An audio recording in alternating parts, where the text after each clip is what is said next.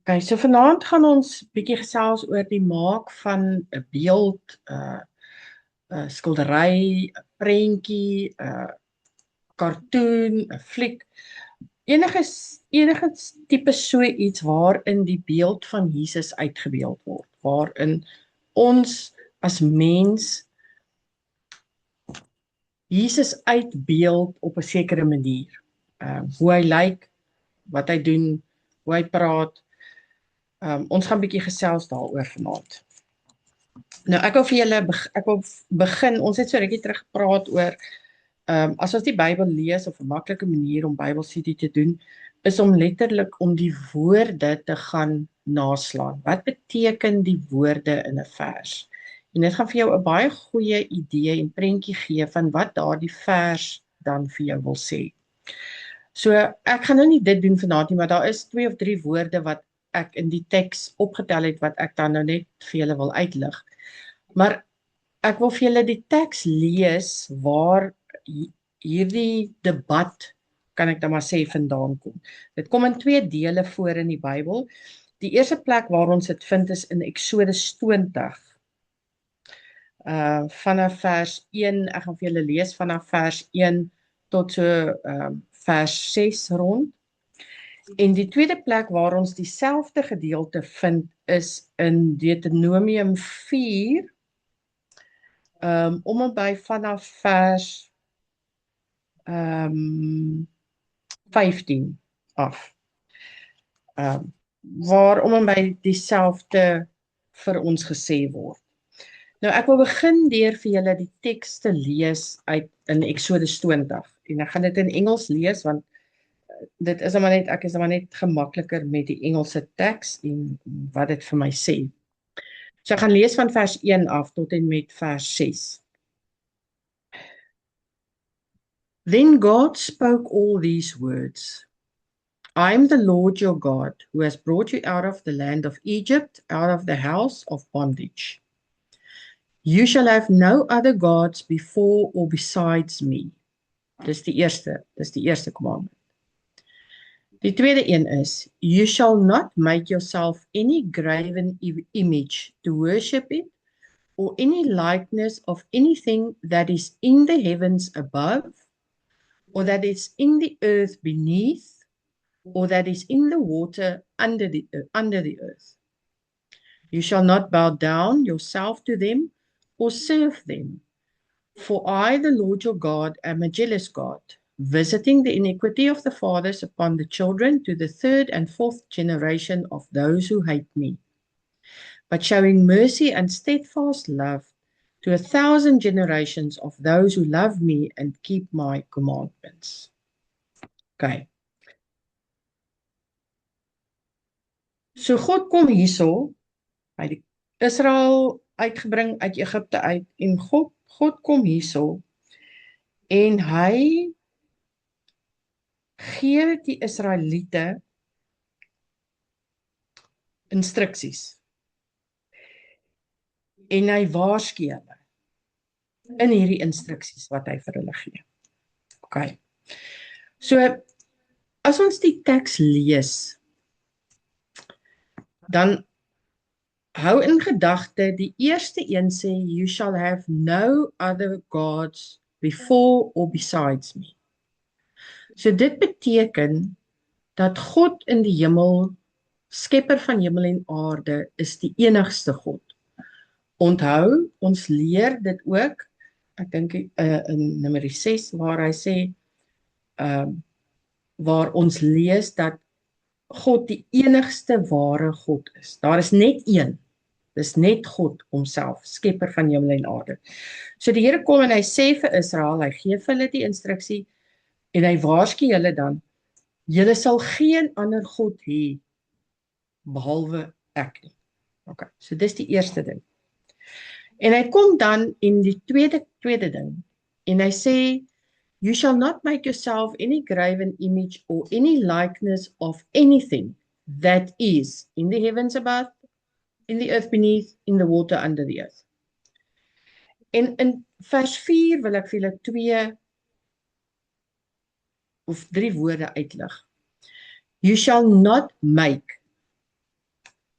Die woord make daar is in Hebreëus die woord asa.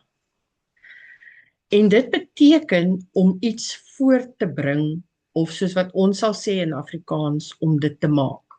So, ek vat 'n stuk materiaal, ek het 'n patroon en ek maak vir myself 'n rok. Ek maak iets uit niks uit nie. Okay. So dis 'n werkwoord. Ek doen iets. Die tweede woord wat ek vir julle wil uitlig is graven image. So you shall not make yourself a graven image. So jy gaan nie, jy vat nie iets en jy maak 'n graven image nie. Ander vertalings gebruik die woord idol. En dit kom van die Hebreëse woord pakal. Of hy sê dan ook or any likeness, wat van die Hebreëse woord temuwa kom. En hierdie woorde beteken om dan iets te maak of voor te bring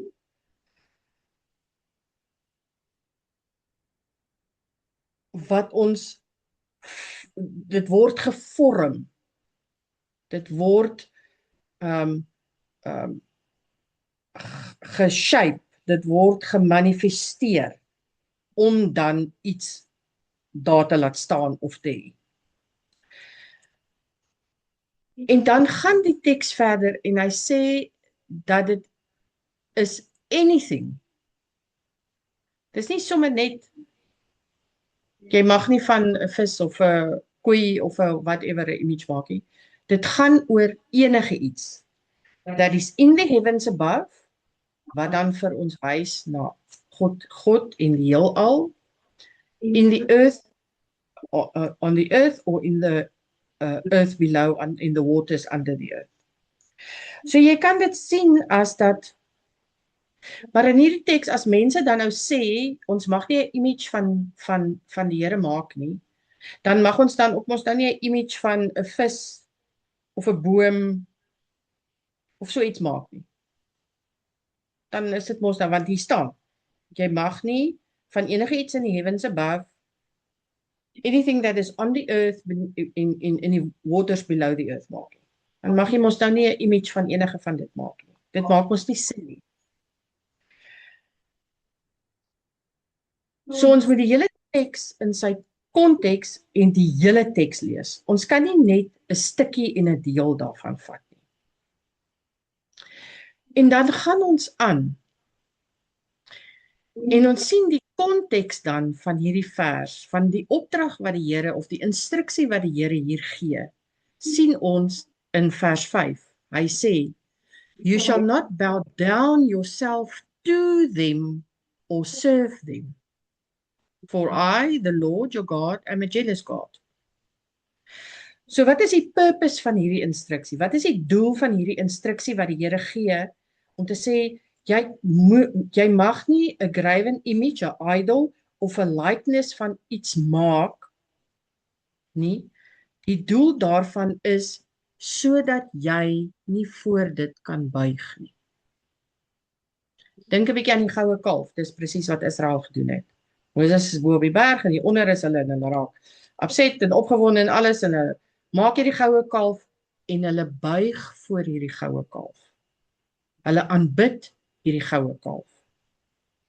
Okay. So dit is die doel van die instruksie wat die Here vir ons gee.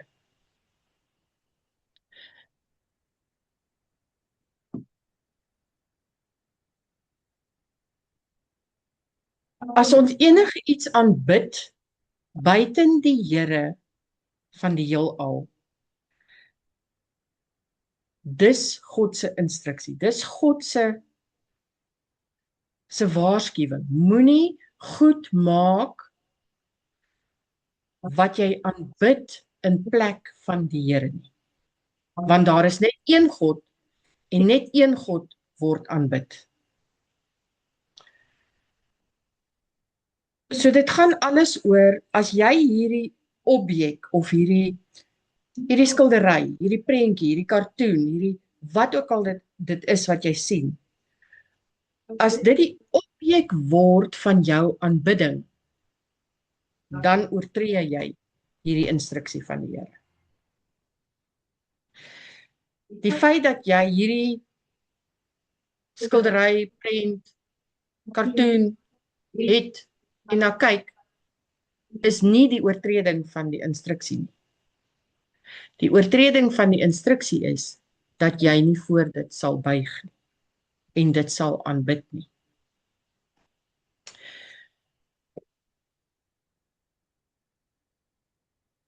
As jy val in daai gat van dat jy hierdie objek gaan aanbid, dan is jy die probleem. Nie image of die skildery, die beeld of die wat ook al is wat voor jou is nie. So Deuteronomium in Deuteronomium lees ons dieselfde gedeelte, vers 15 aan tot hier om en by vers 24, 25. En ons sien hier dieselfde, dat ons nie 'n image moet maak van enige iets nie. En dat die doel daarvan, dat ons nie so 'n image moet maak nie, is dat ons nie hierdie image moet aanbid nie. As ons kyk na die Nuwe Testament, is daar niks in die Nuwe Testament wat ons verbied om enige so image te maak nie. Maar kyk maar in die Nuwe Testament, jy gaan nêrens in die Nuwe Testament kry waar enige van hierdie gesê word nie. Want as kinders van die Here is ons conscious, ons is bewus daarvan dat God nie hierdie objek is nie. Dat God nie in hierdie objek is nie. Dat God nie bereik kan word deur hierdie objek wat voor ons is nie. Dit is net 'n beeld wat ons gebruik om uitdrukking te gee aan dit waarin ons glo, of om iets te leer, of om vir iemand iets te leer. Dis 'n bloot uitdrukking van 'n kunstenaar, hoe hy of sy dink, hoe hierdie Jesus is, wie hierdie Jesus was. Want nêrens in die Bybel gee die Bybel vir ons enige aanduiding van hoe Jesus gelyk het nie. So as hierdie kunstenaars wat die fliek maak, die skildery verf, die cartoon bymekaar sit, dit is sy of haar beeld van wat hy of sy het, van hoe hy of sy dink hierdie Jesus lyk en is.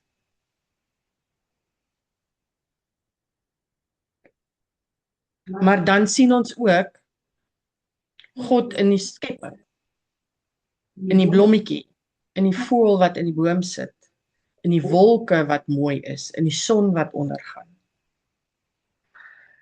So ons kan nie sê, dis 'n moeilike debat en mense debatteer baie daaroor, maar dis 'n moeilike debat om te hê, om te sê sommer dat al hierdie dinge wat God uitbeeld verkeerd is. Want dan is die sonsondergang ook verkeerd. Dan is die voeltjie wat in die boom sit en ons sien God in daardie voeltjie ook verkeerd. Want dis ook waarin God homself openbaar vir ons.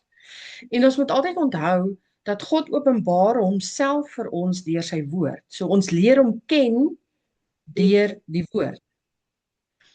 Ons gaan hom nie leer ken, ons gaan nie sy karakter leer ken en wie hy is deur 'n prentjie te kyk nie, of deur na 'n skildery te kyk nie. Maar dit kan aanvullend wees tot dit wat ons uit die woord leer. En dit kan vir ons 'n prentjie gee van die woord wat God vir ons gegee het. Want ons kan ook nie God se mens wees van sy goddelikheid onderskei nie, want Jesus was beide goddelik en mens. En dit is menslik dat ons as mens hom op een of ander manier gaan wil uitbeeld. vir ander mense om te sien. So hier in Exodus sien ons dat ons deel met twee dinge. Ons sien dat daar vir ons duidelik gesê word wie ons moet aanbid en dat daar gesê word vir ons hoe ons moet aanbid. So ons kan net een God aanbid en dis die skepper van die heelal. En dan sê hy vir ons hoe ons God moet aanbid. Ons kan nie van hierdie afgode wat of hierdie objekte wat ons vir onsself as kunstenaars create, ons kan nie hierdie objekte aanbid nie, want dit is nie God nie. God openbaar homself nie daarin nie. Dit is blote uitbeelding van iemand se verbeelding van wat hy dink. Maar dit kan ook gebeur met soos baie dinge dat die mens dat ons half soos hierdie beelde, prente, skilderye, flieks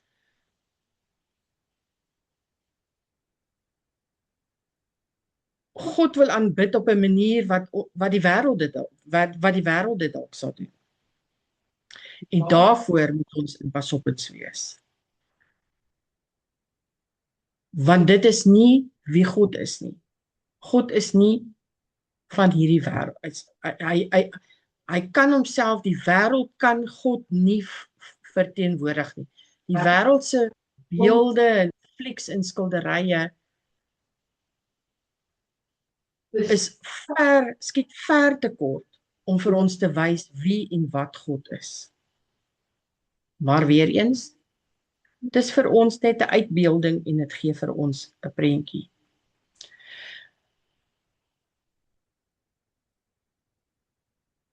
So as ons baie duidelik is as ons dan sulke beelde en prente en skilderye en sulke tipe van goed het, hoekom het ons dit? Hoekom kyk ons dit? Wat maak ons daarmee? En vra jouself die vraag, word dit die objek wat jy dan aanbid in plaas van om die Here te aanbid? Soek jy nog steeds die Here in die woord of gaan soek jy hom in 'n fliek, 'n skildery? En jou geloof, plaas jy dan jou geloof in daai beelde of objek wat jy sien of plaas jy jou geloof in die woord van die Here? En ons kan praat oor verskillende goed. Fransja het byvoorbeeld genoem, Fransja, jy het genoem van die flieks.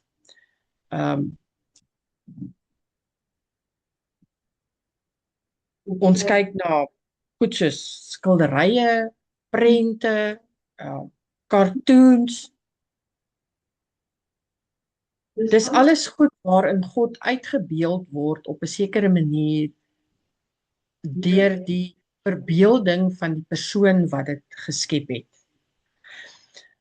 'n baie interessante een waarop ek afgekom het is John Piper het gepraat oor hierdie goed wat jy kry, ek het ook van hulle hier in die huis, die nativity scenes.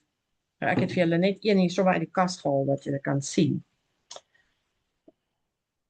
Hy het nou soos verwys daarna. En hy sê in hulle huishouding, hy dink hy het meer as die meeste mense in die hele wêreld het sy vrou van hierdie goeders en hulle word almal uitgepak oor Kersfees. Maar dan gaan dit nie vir hulle as familie oor om daai objek te aanbid nie. Maar dit gaan vir hulle oor wie agter daai objek is. Wie's die Here wat agter daai objek is? Wie sien ons agter daai objek? Hierdie byvoorbeeld is 'n houtgekerfde ene en dit kom uit Duitsland uit. En dit is handgemaak. So vir ons was dit net iets baie mooi en iets baie spesiaal om te koop en in ons huis te sit.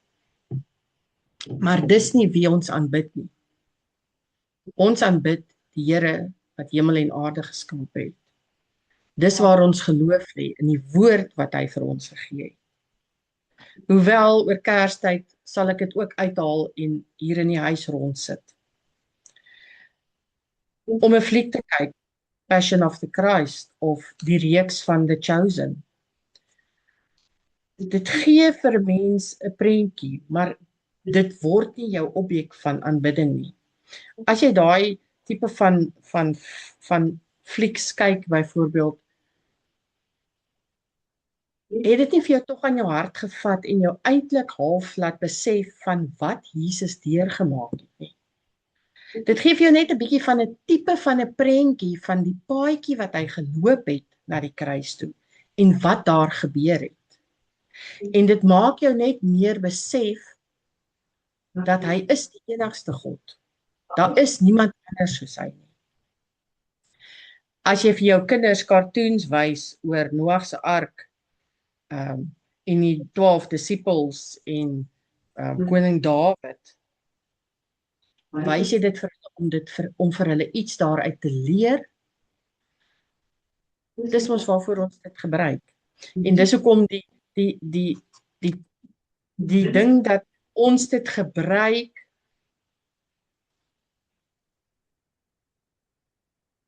nie as aanbidding nie, maar as 'n hulpmiddel om vir onsself te laat verstaan dit wat hier in die woord is, dis die belangrike. Want ons moet altyd onthou wie ons moet aanbid.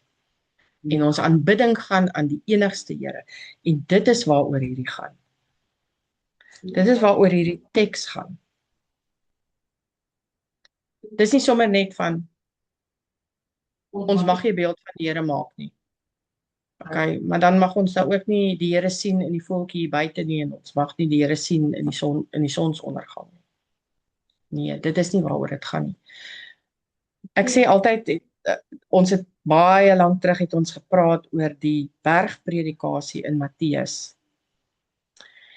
En vir die Here kom dit altyd terug na dit wat in jou hart is. Wat gaan in jou hart aan?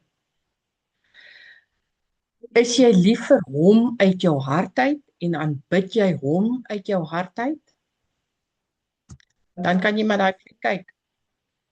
Jy gaan nie die padbyster raak nie. Dan kan jy maar daai skildery of daai nativity sien hê. Jy gaan nie die padbyster raak nie. Want jy weet waaroor dit gaan. Maar wees in pasoppens dat jy dalk die padbyster raak en die verkeerde objek begin aanbid. Dis waaroor dit gaan. Dankie Ron.